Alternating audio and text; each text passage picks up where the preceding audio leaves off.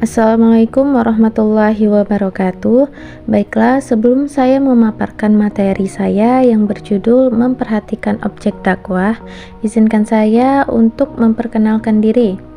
Nama saya Nurul Aulia dengan NIM 0104203084, semester 5, jurusan Manajemen Dakwah mata kuliah Hadis Tematik dengan dosen Bapak Haji Muhammad Iqbal Amuin LC.MA, Fakultas Dakwah dan Komunikasi Universitas Islam Negeri Sumatera Utara. Baiklah, di sini saya akan memaparkan materi yang terletak pada menu materi. Yang pertama ada kompetensi inti, yang kedua ada kompetensi dasar, yang ketiga ada materi, dan yang terakhir kuis. Bisa kita lihat pada bagian kompetensi inti yang mencakup beberapa hal. Yang pertama, memahami hakikat dakwah, dan yang kedua, memahami objek-objek dakwah, baik dari segi lingkungan, sosial, dan budaya. Pada bagian kompetensi dasar juga mencakup beberapa hal. Yang pertama, menggunakan strategi yang cocok terhadap objek yang akan didakwahkan.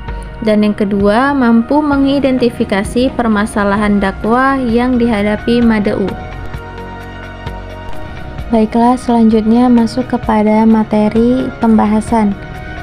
Pengertian objek dakwah. Dalam istilah lain, objek dakwah disebut mad'u, yaitu manusia yang menjadi sasaran dakwah atau manusia penerima dakwah, baik sebagai individu maupun sebagai kelompok, baik manusia yang beragama Islam ataupun tidak. Dengan kata lain, manusia secara keseluruhan. Kepada manusia yang belum beragama Islam, dakwah bertujuan mengajak mereka untuk mengikuti agama Islam tanpa paksaan. Sedangkan kepada orang yang telah beragama Islam, dakwah bertujuan untuk meningkatkan kualitas iman, Islam, dan ihsan. Hal ini disebabkan karena misi kedatangan Islam adalah sebagai rahmat bagi alam semesta.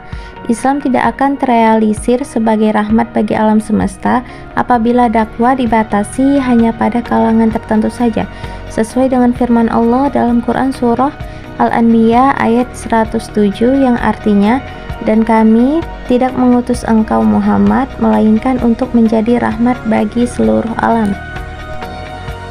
Yang kedua, objek dakwah. Secara umum ada 3 tipe mad'u, yaitu mukmin, kafir, dan munafik. Adapun objek dakwah diterangkan dalam Al-Quran Surah At-Tahrim ayat 6 yang artinya, "Wahai orang-orang yang beriman, peliharalah dirimu dan keluargamu dari api neraka yang bahan bakarnya adalah manusia dan batu.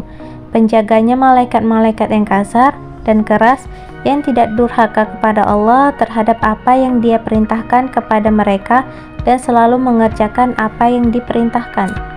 Dalam ayat ini menunjukkan bahwa sasaran yang utama dalam berdakwah itu dimulai dari diri sendiri, karena tidak mungkin kita menggemparkan dakwah pada orang lain sebelum diri sendiri tidak bisa melakukan yang terbaik. Maka sebelum berdakwah hendaklah memperbaiki diri sendiri dulu. Setelah diri sendiri baru dimulai ke ruang lingkup yang lebih luas, yaitu keluarga atau kerabat. Kalau kita lihat kesuksesan dakwah Nabi, beliau melakukannya dari keluarganya. Hal ini menunjukkan betapa berhati-hatinya dalam melakukan dakwah. Kalau kita sebagai penyusun menganalogikan, jika ada seorang dai, ustadz, atau siapapun yang berdakwah langsung pada khalayak luas tanpa melalui tahap tadi itu, dijamin dakwahnya akan kering kerontang. Isi dakwahnya hanya ada di bibir dan orang tidak akan mengikutinya. Jadi mulailah berdakwah kepada diri sendiri dahulu, baru keluarga, sahabat, dan kerabat dekat. Baiklah, pembahasan materi yang terakhir yaitu mengenai objek dakwah. Hal pertama yang hendaknya dikenal dari objek dakwah adalah nama, termasuk gelar, baik akademis ataupun gelar penghormatan yang diberikan oleh masyarakat, nama panggilan akrab, dan memanggil dengan nama yang disukai.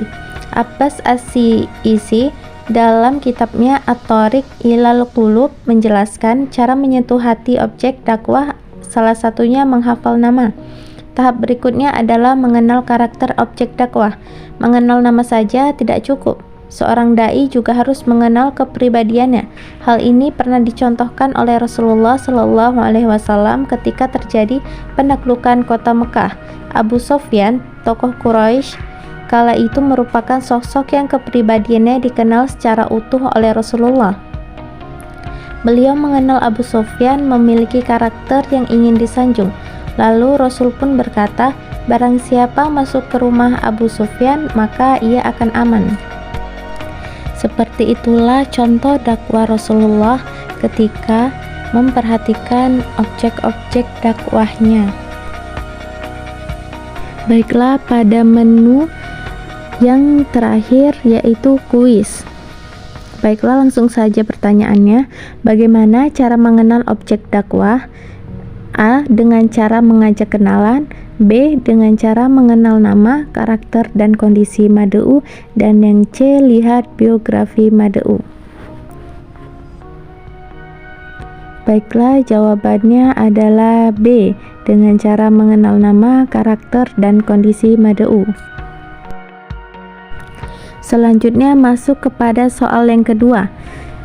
Apa tujuan utama dalam berdakwah? A. Ingin dikenal. B. Mendapat pujian. Dan yang C. Bahagia dunia akhirat yang diridhoi Allah Subhanahu wa Ta'ala. Dan jawabannya adalah C. Bahagia dunia akhirat yang diridhoi Allah Subhanahu wa Ta'ala. Baiklah, sampai di sini saja pemaparan materi saya yang berjudul memperhatikan objek dakwah. Terima kasih atas perhatiannya. Semoga apa yang saya sampaikan bermanfaat untuk kita semua. Mohon maaf atas segala kekurangan, dan kepada Allah saya mohon ampun.